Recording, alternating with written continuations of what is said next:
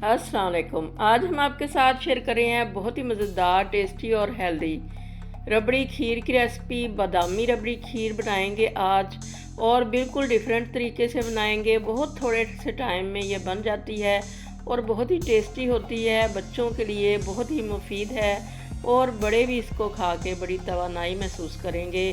बच्चों के दिमाग अगर कंप्यूटर की तरह से करने हैं तो फिर ये वाली खीर उनको बना के दिया करें। फुल न्यूट्रिशन है इसके अंदर, बहुत सारी एनर्जी है। तो इसके लिए हमने ये थोड़े से नट्स लिए हैं। आपकी मर्ज़ी है, जो मर्ज़ी नट्स ले लें। तो इनकी क्वांटिटी मैं साथ साथ लिखती जाऊंगी। हाफ कप है तकरीबन ये सारी चीज़ें। तो इनको हमने अच्छी तरह से धो लिया है, बादामों को, मगज़ों को और खजूरों को। तो इसको अब हम ग्राइंड करेंगे। ग्राइंडर के अंदर इन सब चीज़ों को डाल के तो इसके अंदर थोड़ा सा दूध ऐड करेंगे और दूध के साथ इसकी पेस्ट बना लेंगे, ज़रा सी दरदरी सी।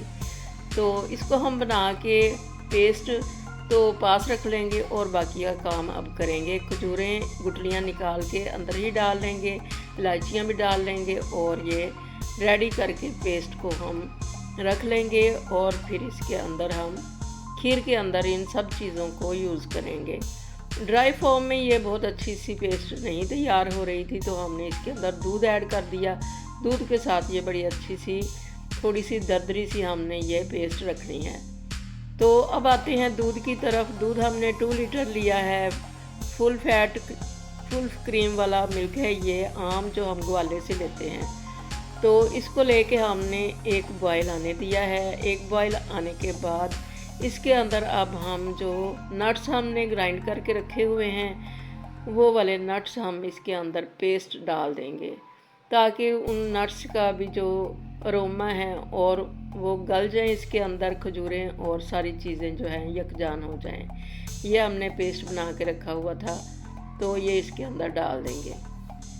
सारी चीज़ें ही इसके अंदर बड़ी तवानाई वाली हैं। जो बच्चे खजूरें नहीं खाते उनको इस तरह से बना के दें। जो बच्चे इलायचियाँ वगैरह पसंद नहीं करते उनको इस तरह से पेस्ट की फॉर्म में बना के चीज़ों में डाल के दे दिया करें। पेट के लिए सब्ज़ इलायची बहुत ही अच्छी है। और ये खीर जो है ये मुझे एक आइज़ स्पेशलिस्ट ने बताई थी, जो मेरे बेटे के लिए मैं उसको लेके गई थी चेकअप करवाने के लिए। तो उन्होंने कहा था कि या इनको मिल्क शेक बना के दिया करें इस तरह से, खजूरें और बादाम वगैरह डाल के, या फिर खीर वगैरह बना दिया करें, जो ये चीज़ पसंद करें। तो मैं इसको कभी खीर बना देती और कभी इसको मिल्क शेक की फॉर्म में दे देती। खीर वो बहुत शौक़ से खाता है और आम तौर पे सारे ही बच्चे बहुत शौक़ से खाते हैं। बड़ों को भी दें, बुज़ुर्गों को भी। आई साइट के लिए ये बहुत ही अच्छी है। तो 10 से 15 मिनट के लिए हमने नट्स को अच्छी तरह से पका लिया है। काफ़ी सारा दूध भी रिड्यूस हो चुका है। अब इसके अंदर 3 हमने फ्रेश ब्रेड के पीस डाल दिए हैं। तो इनको डालने का मकसद ये है कि इसके अंदर थिकनेस भी आए, क्योंकि इसमें हमने चावल ऐड नहीं किए हैं। चावलों के बगैर ही ये इतनी मज़ेदार रबड़ी की खीर लगेगी कि बार बार ये आपसे फरमाइशें होंगी कि ये रोज़ ही बनाया करें।